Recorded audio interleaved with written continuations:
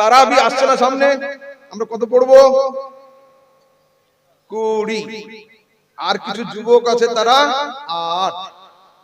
বিতরের নামাজ 1।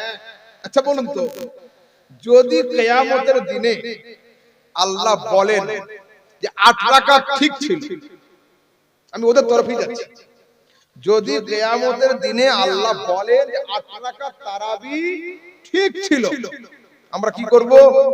রিল্যাক্স করব আর হাসব। আর ফেরেশতাদের কি বলবো? 8 রাকাত তারাবির খাতায় লেখো, বাকি 12 রাকাত নফলে জমা করে দাও। রয়েছে তো পকেটে, অসুবিধা নেই। আর যদি আল্লাহ বলে 20 রাকাতটা ঠিক, সেদিন এরা যাবে কোথায়? দুটো অপশন এদের সামনে। আল্লাহকে বলবে, আল্লাহ আরেকবার দুনিয়ায় পাঠাও যাই। আর যদি না হয়, তোমরা কি ধার দিবে? ধার দিবে তোমরা?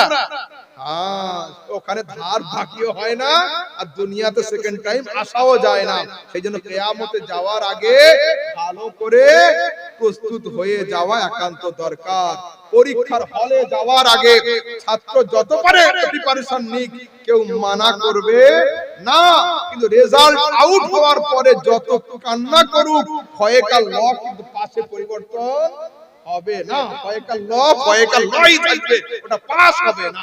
সেই জন্য ইমাম লিখছেন, আজ লে উনকি পানা, आज मदद मांगो उनसे, फिर ना मानेंगे कयामत में घर मान गया। मानते भाई आज मानो, স্বীকার করতে আজ স্বীকার করো। ফেরেশতাদের হাতে ডান্ডা দেখে মানি করলে মামলা কিন্তু ঠান্ডা হবে না। ঠিক আছে, বাস এই পর্যন্ত শেষ করছি। দেখুন সামনে আসছে তারাবি, 20 রাকাত তারাবি। আবার আব্বা হুজুর হযরতে মুফতি আজম বাঙ্গাল রাহিমাহুল্লাহ লেখা, সরাসরি হাদিস দ্বারা প্রমাণিত, সরাসরি রাসূল 20 রাকাত পড়েছেন। আবু বকর, ওমর, ওসমান, আলী রাদিয়াল্লাহু তাআলা আলাইহিম আজমাইন সবাই 20 রাকাত তারাবি পড়েছেন। হ্যাঁ, জলসার পরে দোয়ার শেষে যদি কারো প্রয়োজন হয় কিতাবটা নিয়ে যাবেন, 50 টাকা করে দাম। আচ্ছা, সেকেন্ড হচ্ছে সামনে আসছে রমজান, আমাদের নফল আমলের প্রয়োজন। যদি আমলের প্রয়োজন হয় এই বইটা অবশ্যই নিয়ে যাবেন। আরেকটা আছে মিলাদ ও কিয়াম, এটাও নিয়ে যাবেন। ঠিক আছে, আর প্রত্যেকটা মুসলিমের বাড়িতে একটা করে বাংলা কোরআন থাকা একান্ত আবশ্যক, জরুরি। এই যে কোরআন সম্পর্কে অপবাদগুলো আসছে, কমসে কম বাংলা সঠিক অনুবাদ যদি থাকে, আমরা পড়ে তো দেখে নিতে পারবো যে আল্লাহ কি বলতে চেয়েছেন আর আমরা কি করছি। তো কোরআনের অনুবাদ মার্কেটে অনেক আছে, সবচেয়ে বিশুদ্ধ অনুবাদের নাম হলো কানজুল ঈমান আলা হযরতের। এই কানজুল ঈমান মূল হচ্ছে উর্দুতে, এটা ইংলিশ আছে, হিন্দি আছে, তেলেগু আছে, মারাঠি আছে, গুজরাটি আছে। আলহামদুলিল্লাহ কানজুল ঈমানের বাংলা অনুবাদ আবার আব্বা হুজুর হযরত মুফতি আজম বাঙ্গাল রাহিমাহুল্লাহ করেছেন। যদি কারো সামর্থ্য কুলায় 2 পিস আছে, আপনারা জলসার শেষে নিয়ে নেবেন, এটার দাম 700।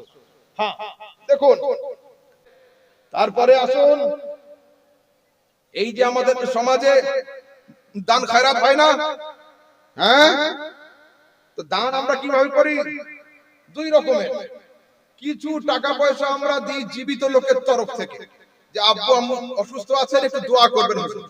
আবার কিছু দান দেওয়া হয় দাদা দাদি নানা নানি ইন্তেকাল করেছে, তাদের রুহের মাগফিরাতের জন্য।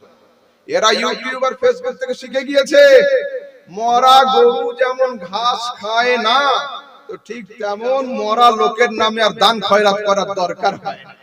আমি বললাম, হ্যাঁ এগুলো হবে, যেগুলো তোমাদের চলে গিয়েছে ওইগুলো। মরা গরু হোক আর মরা ছাগল হোক, তোমাদের। আমাদের এগুলো আলহামদুলিল্লাহ মরা গরু নয়। কেন?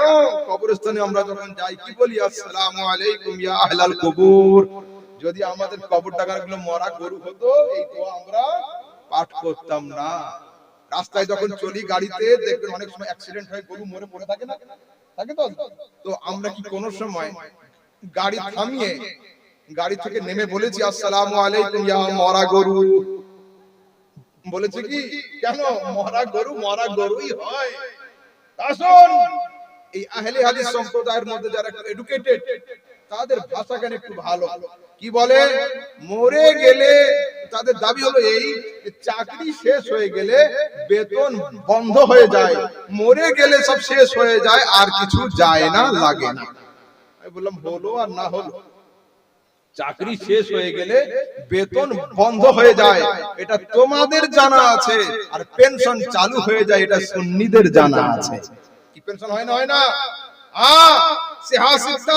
সহিহ মুসলিমের হাদিসে রাসূল বলছেন, ইযা মাতাল ইনসানু ইনকাতা আনহু আমালুহু ইল্লা মিন সালাস, যখন একজন লোক মারা যায় ওর জীবনের আমলের সমস্ত দরওয়াজা ক্লোজ হয়ে যায়, তিনটে পেনশনের দরওয়াজা ওর জন্য খুলে দেওয়া হয়। কি কি?